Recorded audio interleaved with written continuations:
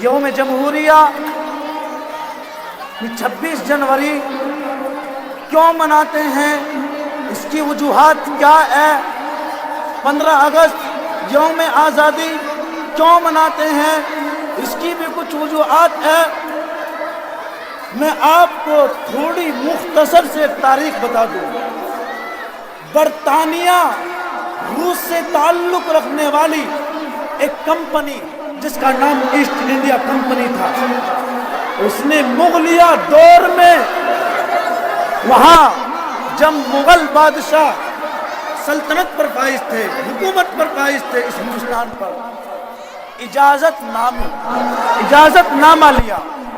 اجازت نامہ یہ لیا کہ آپ کے ملک ہندوستان میں ہم ایک کمپنی قائم کرنا چاہتے ہیں، چنانچہ اور انہوں نے کہا اس کا جزیہ، اس کا ٹیکس ہم آپ کو ادا کریں گے۔ چنانچہ ہوا یہی، مغلیہ سلطنت نے ان کو اجازت دی، انہوں نے سمندروں علاقوں کو اپنا ایسٹ انڈیا ہاؤس قائم کیا، مدراس، چنئی، ممبئی، کلکتہ، وہاں اپنا ہاؤس قائم کیا۔ تو 1600 عیسوی میں یہ ایسٹ انڈیا یہاں پر داخل ہوئی۔ اس کے بعد چلتی رہی۔ اس کا مقصد صرف ہندوستان میں آنے کا صرف تجارت تھا، تجارت کی غرض سے یہ ہندوستان میں آئی تھی۔ اس کے بعد ہوا یہ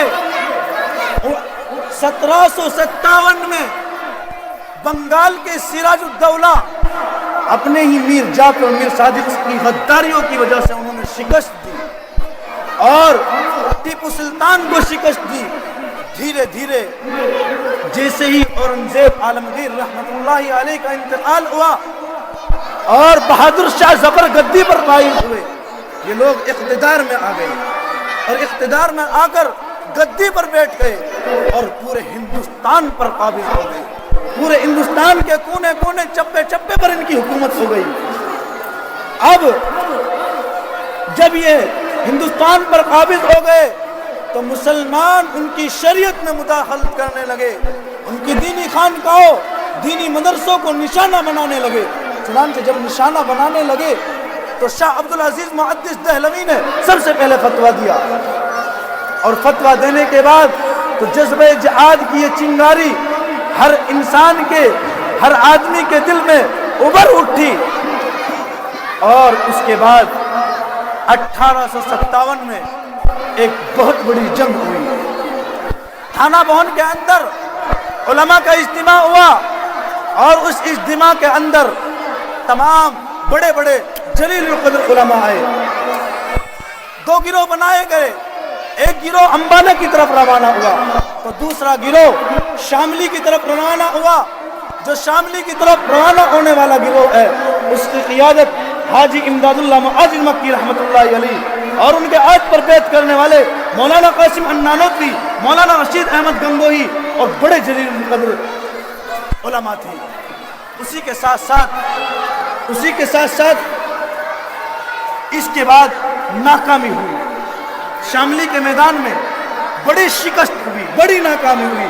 10 سال کے بعد 1866 عیسوی میں دارالعلوم کی بنیاد ڈالی گئی، اور دارالعلوم کی بنیاد ڈالنے کے بعد اس کے بعد جنگیں ہوئی، کہیں جلیان والے باغ کا قتل عام تو کہیں تحریک ریشمی رومال، طرح طرح کی تحریکیں چلائی گئی۔ اس کے بعد ہوا یہ کہ 1957 میں بے شمار قربانیاں دینے کے بعد 1957 میں یہ ملک آزاد ہوا، اور 26 جنوری 1950 میں 26 جنوری 1950 میں اس ملک کے اندر قانون لاگو کر دیے گئے، اور چونکہ ملک کا نظام درم و برم ہو چکا تھا، ملک کے قانون پر جو ہے درم و برم ہو چکے تھے، تو 2 سال 11 مہینے 18 دن اس ملک کو کے اندر قانون نافذ کرنے میں لگائے گئے۔ اس وجہ سے ہم یہ 26 جنوری مناتے ہیں، اور یاد رکھ لو ہم ان حضرات کو آج بھی کہیں گے جو ہماری شریعتوں کے اندر مداخلت کرتے ہیں، تو یہ ہم ان سے کہیں گے یہ شوکت باطل دھوکہ ہے، ظلمت باطل کچھ بھی نہیں، مٹی کے کھلونے ہیں سارے، یہ ظلم کے لشکر کچھ بھی نہیں۔ اللہ سے ڈرنے والوں کو طاقت سے ڈرانا مشکل ہے، جب خوف خدا ہو دل میں تو یہ قیصر و کسریٰ کچھ بھی نہیں۔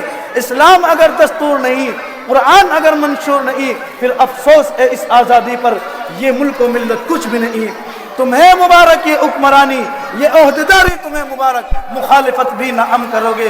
اگر شریعت میں مداخلت کرنے کی کہا تو نہ تم رہو گے نہ ہم رہیں گے۔ وآخر دعوانا